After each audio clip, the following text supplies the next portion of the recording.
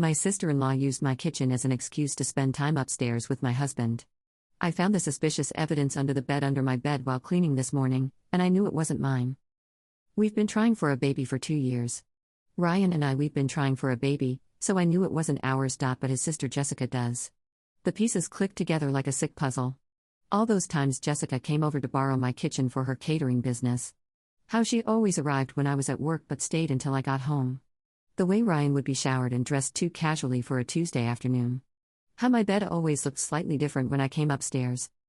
I've been married to Ryan for 4 years. We bought this house together, planned a family together, built what I thought was a solid life. Jessica moved back to town 6 months ago after her divorce, broke and looking for a fresh start. I welcomed her. Gave her a key so she could use our kitchen when I wasn't home. Our commercial-grade stove was perfect for her catering orders, and Ryan was usually working from home anyway to let her in and out. "You're so generous, Claire," she'd say, aching me when I got home to find trays of perfectly arranged appetizers cooling on my counters. I don't know what I would have done without family. Family. The word tastes like poison now. Ryan would be helpful, cleaning up after her, washing dishes, making sure she had everything she needed. Just looking out for my sister, he'd say when I commented on how attentive he was being. I started noticing things 3 weeks ago. Jessica's perfume lingering in our bedroom hallway. Wine glasses in the sink when neither of us drank during the day. The way Ryan's laptop was always warm when I touched it, like it had been recently closed. But I told myself I was being paranoid. They were siblings. Well, siblings-in-law. Jessica was vulnerable after her messy divorce, and Ryan was being supportive. What kind of person suspects their husband of sleeping with his sister-in-law? Apparently, the kind of person married to Ryan. Last week, I came home early from a dentist appointment. Jessica's car was in our driveway, but I didn't see her in the kitchen. I called out hello and got no response. Figured she was in the bathroom or maybe stepped outside for a call. I went upstairs to change clothes and heard voices from our bedroom. Quiet, intimate voices. I pressed my ear to the door and heard Jessica giggle. "We should stop. Claire could come home any minute. She's at the dentist until 4, Ryan's voice, husky in a way I recognized. "We have time." I stood there for 30 seconds, listening to my husband and his sister-in-law discuss their afternoon affair in my bedroom, and something inside me just broke. I didn't confront them. Instead, I went back downstairs, grabbed my purse, and drove to the grocery store. Sat in the parking lot for 2 hours, crying and trying to figure out what to do with the knowledge that my marriage was a lie. When I came home, Jessica was in the kitchen, boxing up a batch of quiches. Her hair was messed, her lipstick gone, but she smiled at me like nothing had happened. "Hey. How was the dentist?" "Fine, I managed." Ryan came down a few minutes later, hair damp from a shower, acting perfectly normal. Kissed my cheek. Asked about dinner plans. The picture of a devoted husband. I wanted to scream. Instead, I made pasta and pretended everything was fine. That night, I searched Ryan's laptop while he was in the shower. Found dozens of deleted text messages I was able to recover from the trash folder. Can't stop thinking about this afternoon. Jessica. Same. Claire's working late tomorrow. Come over around noon. Ryan. Your bed is so much more comfortable than mine. Jessica. Everything about you is better than her. Ryan. I read 2 months' worth of messages. Planning their encounters around my schedule. Laughing about how clueless I was. Making jokes about me being too focused on getting pregnant to notice what was happening in my own house. "She's so desperate for a baby," Jessica had written. "Maybe if she was private moments, you wouldn't need me." "Don't talk about Claire that way," Ryan had replied. But then, a few messages later, "Although you're right about the bedroom thing." They were laughing at me. Making fun of my struggles to have a baby, struggles while screwing in the bed I'd been hoping to conceive our child in. I spent the next week gathering evidence. Photos of Jessica's car in our driveway during times she claimed to be somewhere else. Screenshots of their deleted messages. Credit card receipts for lingerie purchases Jessica definitely couldn't afford on her broken catering budget. The lingerie I'd been finding in our laundry, assuming Ryan had bought it for me as a surprise. Yesterday, I confronted Jessica first. Called her and asked her to meet me for coffee. "I know about you and Ryan," I said without preamble. She didn't deny it. Just stirred her latte and shrugged. "These things happen, Claire. You and Ryan weren't happy anyway. We were trying to have a baby. Maybe this is for the best. Do you really want to bring a child into a marriage that was already falling apart?" The casual cruelty of it took my breath away. Jessica wasn't apologetic or ashamed. She was annoyed that I'd figured it out. How long? I asked. Does it matter? How long? Since the second week I was back in town. Ryan called me, said he was lonely. That you were obsessed with getting pregnant and he felt like our family struggles instead of a husband. 4 months. They've been doing this for 4 months. Are you in love with him? I don't know why I asked. Maybe I needed to know if this was just physical or something deeper. Jessica laughed. Love? Claire, it's just crossed boundaries. Ryan's attractive, available, and convenient. Don't make it into something it's not. Just crossed boundaries. My marriage was ending over just crossed boundaries. When I got home, Ryan was in the kitchen, making dinner like nothing had happened. How was coffee with Jessica? He asked casually. So he knew I'd talked to her. Illuminating, I said. He turned around slowly, and I saw the resignation in his eyes. He knew that I knew. Claire. 4 months, I said. 4 months of you two laughing at me while I begged doctors to help us get pregnant. 4 months of her using my kitchen as a cover story to screw my husband in my bed. It's not what you think. It's exactly what I think. I have the text messages, Ryan. I have photos. I have evidence of every lie you've told me. He set down the wooden spoon and looked at me with something almost like relief. Okay, he said quietly. Okay. Not denial. Not begging for forgiveness. Just acceptance that he'd been caught. Is that all you have to say? What do you want me to say, Claire? That I'm sorry? That it meant nothing? That I'll never do it again? Any of those would be a start. But they'd all be lies. Ryan leaned against the counter, looking tired. I'm not sorry. It did mean something. And I would do it again. The honesty was worse than any lie would have been. Do you love her? No. But I don't love you anymore either. The words hit like a physical blow. I gripped the counter to keep from falling. When did you stop? I don't know.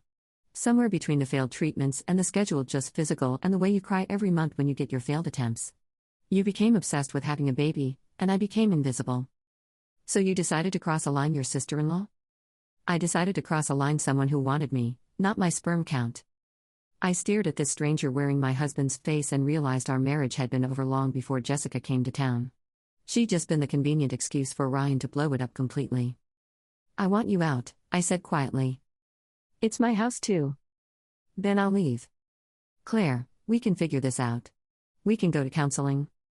With your sister-in-law? Should we make it a counseling won't fix betrayal done in my own home? Jessica and I aren't together. It was just crossed boundaries. Yes, she told me. Ryan flinched. She said that? Among other things. For the first time since I'd confronted him, Ryan looked genuinely hurt. Like he thought Jessica cared more than she did. You're both pathetic, I said, and walked upstairs to pack. I'm sitting in a hotel room now, staring at my wedding ring. Tomorrow, I'll call a lawyer. File for divorce. Start over at 32 with nothing but the knowledge that my husband preferred casual just physical with his sister-in-law to building a family with me.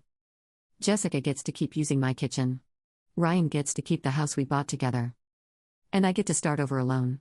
The divorce was finalized 3 months ago, and I'm living in a studio apartment that costs more than our old mortgage.